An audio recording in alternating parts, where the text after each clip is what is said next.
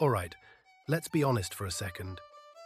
When most people think about the internet, they're picturing like 5 things: social media, online shopping, random Wikipedia holes at 2 a.m., cat videos, and maybe a few "how to fix this weird noise my car makes" searches. But the internet, the real internet, is a lot bigger, deeper, and weirder than that.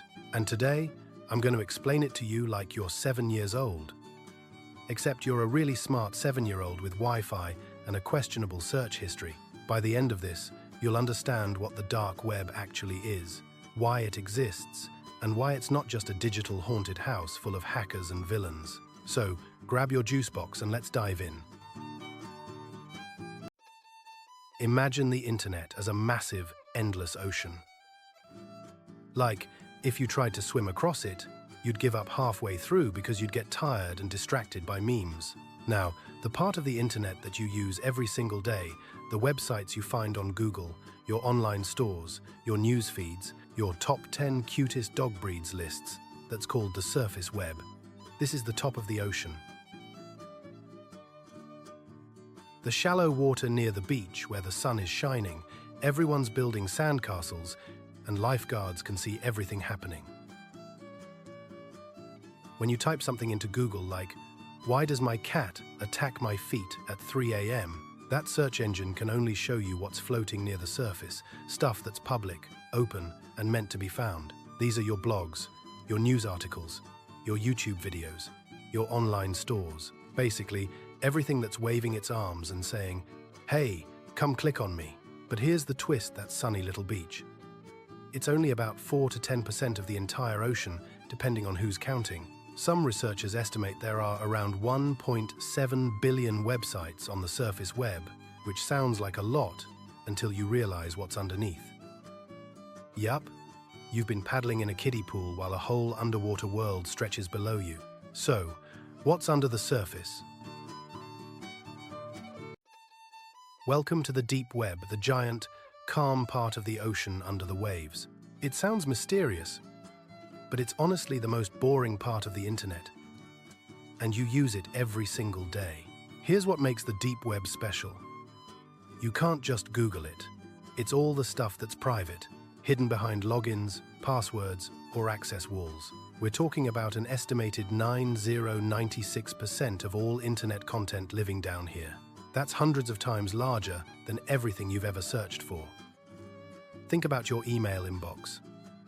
Could someone just type your name into a search bar and read all your messages? Nope, they'd need your password, and probably your trust, which they don't have. Your inbox, your Netflix account, your online banking, your company's internal server, your medical records, your university library database, your private cloud storage, that's all deep web territory. Even things like paywalled news articles, subscription services, and members-only websites count. If a search engine crawler can't index it because it requires authentication or payment, it's part of the deep web. Basically, anything that isn't meant for random strangers to see lives here. The surface web is like your front porch, public and visible. The deep web is your living room, your bedroom, your garage, private spaces that need a key. It's not illegal, it's not creepy, it's just private. And honestly, without the deep web, the internet would be chaos. Imagine if everyone could just open your bank account like a tab on Chrome. Nope, no thanks.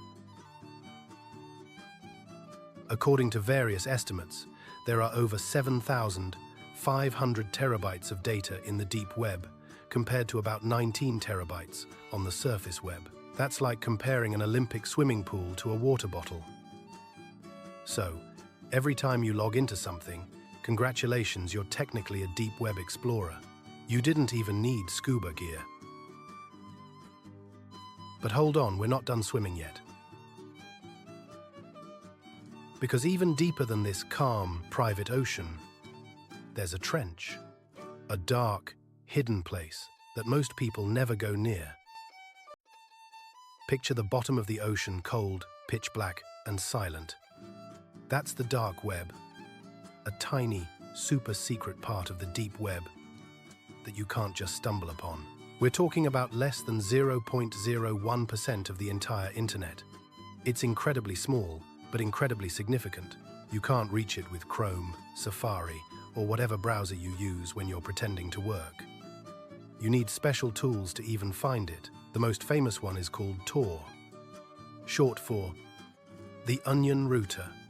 And fun fact, it was actually developed by the US Naval Research Laboratory in the 1990s. Yep, the US military created this technology to protect intelligence communications.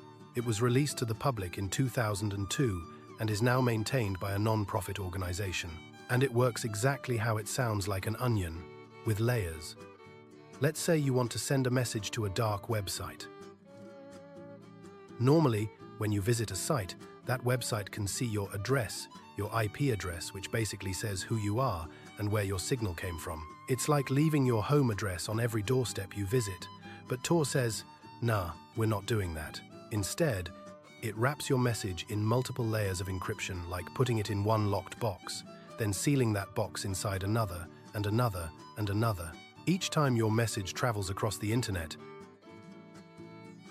one layer is peeled away like peeling an onion, and it gets passed along to a random volunteer computer somewhere in the world. There are over 6,000 of these relay servers operating globally, run by volunteers who believe in internet privacy.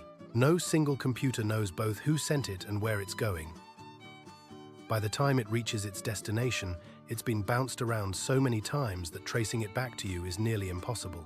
That's the magic of Tor. It makes your online activity anonymous. You're basically traveling the internet in a submarine with no lights, no name tag, and no GPS signal.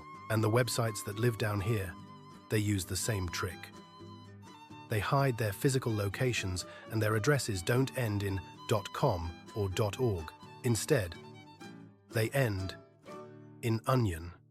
These addresses look like random strings of letters and numbers. Something like 3G2, up L, 4PQ, 6QFC, 4M, onion, because they're cryptographically generated.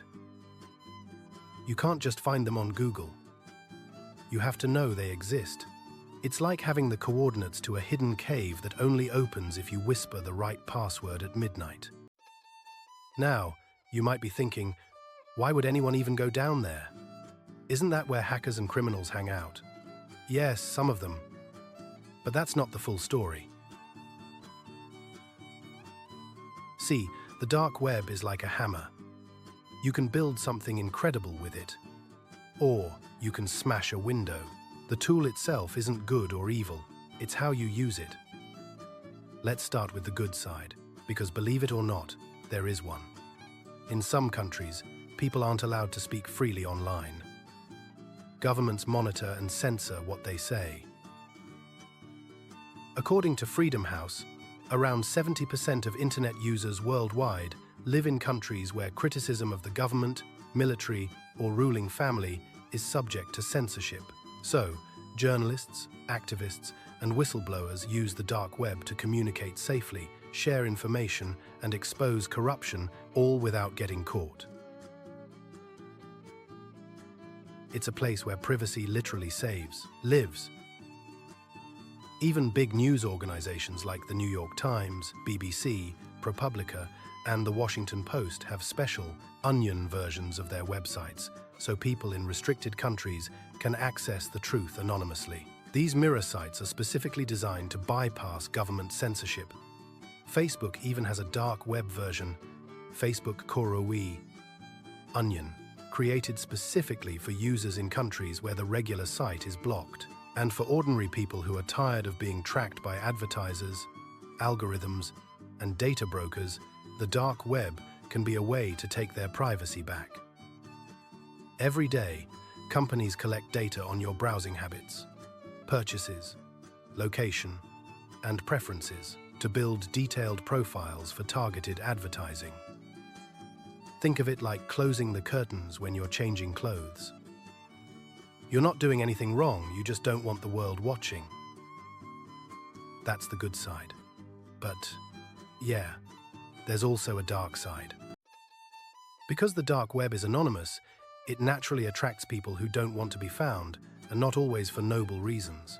This is where illegal marketplaces called dark net markets sometimes appear. Here, people have sold stolen data, fake IDs, drugs, weapons, and all kinds of shady stuff. The most infamous example was Silk Road, which operated from 2011 to 2013 and facilitated over $1 billion in illegal transactions before the FBI shut it down and arrested its creator, Ross Ulbricht. He's currently serving a life sentence without parole. It's the black market of the internet.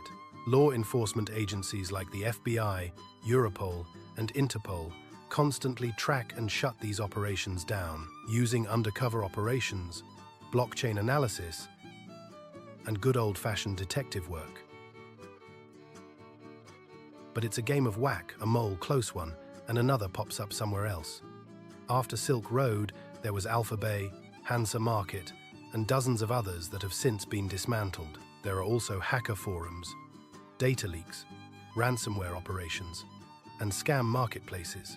And yeah, that's the part of the dark web that headlines love to talk about. But here's the thing, while that stuff exists, it's a tiny fraction of what's actually down there. Research suggests that only about 6 to 7% of dark websites host illegal content at any given time. The rest? Weird forums, forgotten blogs, conspiracy theory clubs, niche communities, academic research, privacy-focused chat rooms, and experimental websites that never made it to the surface. It's like an abandoned attic filled with dusty old boxes, some valuable, some creepy, most just weird. A lot of the dark web is honestly pretty boring. Think obscure book clubs, chess forums, and people sharing recipes for sourdough bread. Not exactly thrilling stuff. Here's the big question. Is it illegal to even visit the dark web? Short answer in most countries, no. Just downloading the Tor browser and exploring isn't against the law. It's like buying a magnifying glass totally fine. The Tor project is completely legal, and millions of people use it every day for legitimate privacy reasons. What is illegal is what you do with it. If you use that magnifying glass to, I don't know, set your neighbor's shed on fire that's on you, same deal with the dark web. It's a privacy tool. What you use it for decides whether it's good or bad. So, if you're a journalist, a researcher, or just a privacy nerd, totally fine. If you're there to buy stolen credit cards or hire hackers, yeah, don't. Law enforcement agencies have become incredibly sophisticated at tracking illegal activity, even on the dark web. They've infiltrated marketplaces, traced cryptocurrency transactions, and used timing analysis to de-anonymize users. The myth that you're completely untraceable on the dark web, not entirely true. Even if you wanted to explore, the dark web isn't exactly user-friendly. It's slow, like painfully slow. Because your data is bouncing through multiple computers around the world, every click feels like it's traveling through rush hour traffic. Pages that would load instantly on the regular web can take 10 to 20 seconds or more on Tor. And finding things? There's no dark Google. You can't just type dark web stores into a search bar and expect results. Instead, people use directories like the Hidden Wiki or community forums to share links which can change or disappear overnight. Sites frequently go down, change addresses, or turn out to be scams. It's more like an underground maze than a shopping mall. So unless you know exactly where you're going, you'll mostly find dead ends, broken links, or pages that look like they were designed in 1998. And honestly, many of them were. It's not the glossy, modern internet you're used to. It's rough, weird, and confusing by design. All right, let's zoom out for a second and recap the whole ocean. Surface web equals the beach, public, searchable, full of sunshine, and cat videos, about 4 to 10% of the total internet. Around 1.7 billion indexed websites. Deep web equals everything under the water. Private, password-protected stuff like your email, bank account, work systems, and subscription content, safe and enormous. Makes up 96% of all internet content. Dark web equals the deep trench at the bottom, hidden on purpose, accessible only with special tools like Tor, and built for anonymity. Less than 0.01% of the internet, but culturally significant. Each layer exists for a reason. Without the deep web, your private life wouldn't be private. Without the dark web, whistleblowers and activists couldn't speak freely in dangerous places. But yeah, like any powerful tool, it can be misused. The dark web isn't a monster lurking beneath your browser. It's just a different part of the same ocean, deeper, darker, and harder to navigate. It's used by heroes, villains, and everyone in between. Intelligence agencies use it, criminals abuse it, journalists rely on it, and privacy advocates defend it. It's simultaneously a tool for freedom and a haven for crime. And it reminds us of one big truth: privacy and freedom online come with responsibility. The same encryption that protects a whistleblower exposing government corruption also shields illegal marketplaces. That's the paradox we live with. You can't have one without enabling the possibility of the other. So next time someone whispers about the dark web like it's Voldemort's website, you can smile and say, it's not magic, it's just math and layers of privacy. Because now, you get it. You've gone from splashing on the surface to understanding the depths of the internet. You know that it started as a military project, operates through thousands of volunteer servers, hosts major news organizations, and makes up a microscopic fraction of the web while commanding outsized attention. And no scuba tank required. You're welcome.